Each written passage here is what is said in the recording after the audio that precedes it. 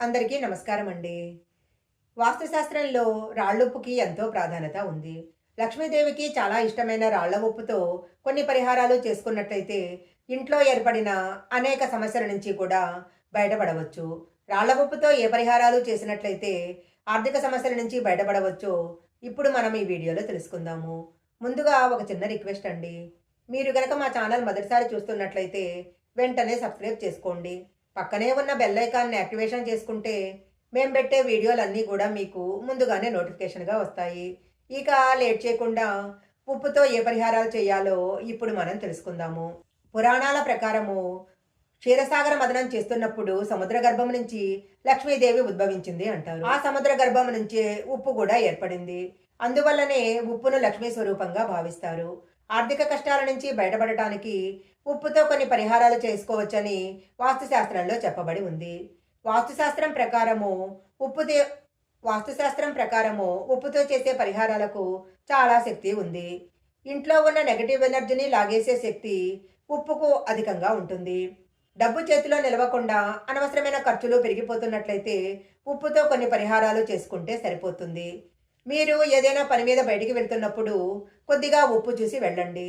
మీరు వెళ్తున్న పనిలో తప్పకుండా విజయం లభిస్తుంది. ఇలా చేస్తే తప్పకుండా మీకు శుభవార్తలు అందుతాయి. చిటికెడు రాళ్ల ఉప్పును ఒక పేపర్లో పొట్లం కట్టి ఆ పొట్లాన్ని మనం పర్సులో పెట్టుకోవాలి, లేదా డబ్బు పెట్టుకునే బీరువాలో పెట్టాలి. ఇలా చేసినట్లయితే లక్ష్మీదేవి యొక్క అనుగ్రహం కలుగుతుంది. శుక్రవారం రోజు రాళ్ల ఉప్పు కొన్నట్లయితే రాళ్ల ఉప్పుతో పాటు లక్ష్మీదేవి కూడా ఇంట్లో ప్రవేశిస్తుంది అంటారు. మీకు ఏర్పడిన డబ్బు కష్టాలన్నీ కూడా తొలగిపోతాయి. ప్రతి శుక్రవారము ఇంటిని శుభ్రం చేసుకునే నీటిలో కొద్దిగా రాళ్ల ఉప్పు వేసి ఇల్లు గనక తుడుచుకున్నట్లయితే ఇంట్లో ఉన్న నెగటివ్ ఎనర్జీ తొలగిపోతుంది.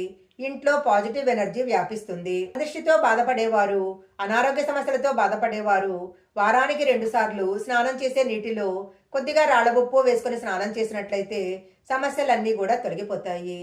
ఒక గాజు బౌల్లో కొద్దిగా ఉప్పు తీసుకొని బాత్రూంలో పెట్టాలి. ఆ ఉప్పు కరిగిపోయి నీరుగా మారిన తర్వాత అది తీసేసి మళ్ళీ కొద్దిగా రాళ్ల ఉప్పు వేసి బాత్రూంలో పెట్టాలి. ఇలా గనక చేసినట్లయితే మీ ఇంట్లో ఉన్న నెగటివ్ ఎనర్జీ తొలగిపోతుంది. ఒక గాజు బౌలులో ఉప్పు తీసుకొని నైరుతి మూలలో ఉంచినట్లయితే డబ్బుకి ఎలాంటి లోటు ఉండదు. మీ ఇంట్లో ప్రతి గదిలో మూలలో ఒక గాజు బౌలులో ఉప్పు వేసి పెట్టాలి. ఇలా గనక చేసినట్లయితే ఇంట్లో ఉన్న నెగటివ్ ఎనర్జీ తొలగిపోతుంది. ఆర్థిక సమస్యలతో బాధపడేవారు గాజు పాత్రలో రాళ్ల ఉప్పు తీసుకొని అందులో కొద్దిగా పసుపు కుంకుమ వేసి ఇంట్లో ఒక మూల ఎవరికీ తెలియకుండా ఉంచాలి. మర్నాడు ఉదయము నిద్రలేచిన వెంటనే ఎవరూ చూడకుండా ఈ ఉప్పును తీసుకెళ్లి పారే నీటిలో కానీ తొక్కని ప్రదేశంలో కానీ వెయ్యాలి. ఇలా చేస్తే మీరు అనుకున్న పనులు తప్పకుండా నెరవేరుతాయి. అయితే ఈ పరిహారం చేస్తున్న విషయము ఎవరికీ తెలియకూడదు. ఒక ఎర్రటి వస్త్రము తీసుకొని అందులో కొద్దిగా రాళ్ల ఉప్పు వేసి దాన్ని మూటలా కట్టి ఇంటి ముందు గుమ్మానికి వేలాడతీయాలి. ఇలా కనుక చేసినట్లయితే నెగటివ్ ఎనర్జీ అంతా తొలగిపోతుంది. ఎలాంటి దుష్టశక్తులు కూడా ఇంట్లో ప్రవేశించవు. భార్యాభర్తల మధ్య ఎలాంటి గొడవలు లేకుండా అన్యోన్యంగా ఉండాలంటే ఒక గాజు బౌలులో రాళ్ల ఉప్పు తీసుకొని మంచం కింద పెట్టాలి. వారానికి ఒకసారి ఆ ఉప్పును మార్చుతూ ఉంటే సరిపోతుంది. ఎవరైనా డబ్బు కొరతతో బాధపడుతూ ఉన్నట్లయితే అలాంటి వారు ఒక గిన్నెలో ఉప్పు నింపి పసుపు కుంకుమ పూలు వేసి ఈశాన్య మూలలో ఉంచుకోవాలి. అలా చేసినట్లయితే ఇంట్లో డబ్బు కష్టాలు తీరిపోతాయి. శుక్రవారం రోజు ఒక గాజు గిన్నెలో 2 చెంచాల రాళ్ల ఉప్పు 4-5 లవంగాలు వేసి ఇంట్లో ఎవరికీ కనిపించని మూలలో పెట్టాలి. ఇలా గనక చేసినట్లయితే ఇంట్లో ఉన్న ఆర్థిక కష్టాలు తొలగిపోతాయి. వాస్తుశాస్త్రం ప్రకారము ఒక వ్యక్తి జాతకంలో శుక్రుడు గనక బలహీనంగా ఉన్నట్లయితే అనేక ఆర్థిక కష్టాలు ఏర్పడతాయి. అలాంటి వారు ఉప్పును గనక దానం చేసినట్లయితే జాతకంలో శుక్రుడు బలపడతాడు. ఇంట్లో గనక ప్రతికూల శక్తి ఉన్నట్లయితే ఇంట్లో ఉన్న కుటుంబ సభ్యుల మధ్య బంధాలు చాలా బలహీనంగా ఉంటాయి. అలాగే అనేక రకాల వ్యాధులు కూడా అందరినీ వేధిస్తూ ఉంటాయి.